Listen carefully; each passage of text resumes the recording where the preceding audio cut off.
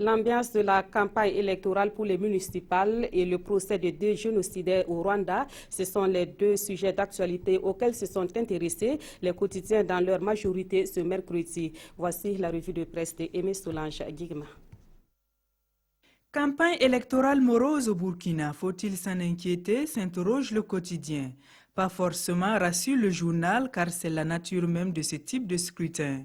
C'est maintenant, interpelle le quotidien, que chacun doit prendre son destin en main en s'engageant dans la campagne puis en déposant le bon bulletin dans l'urne pour ne pas avoir à se plaindre après des maires qui seront élus.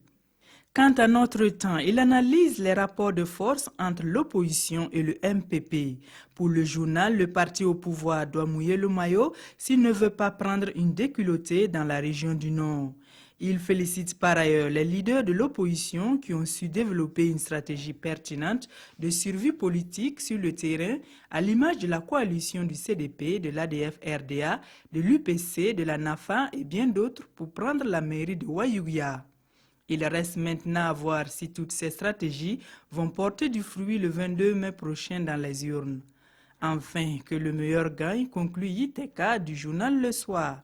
À l'international, 2 anciens maires Hutus comparaissent pour leur participation présumée au génocide rwandais, rapporte Sidoya.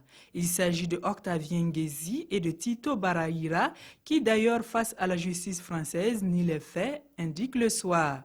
Étaient-ils des bourreaux, s'interroge l'observateur Palga. On le saura à l'issue des 8 semaines que doit durer le procès, qui pour le pays est un procès pour l'exemple. Le pays reste tout de même heureux de constater que plus de 20 ans après les faits, la traque des génocidaires du Rwanda se poursuit. Heureux également si ce procès peut aider à assainir les rapports France-Rwanda, renchéris aujourd'hui au Faso.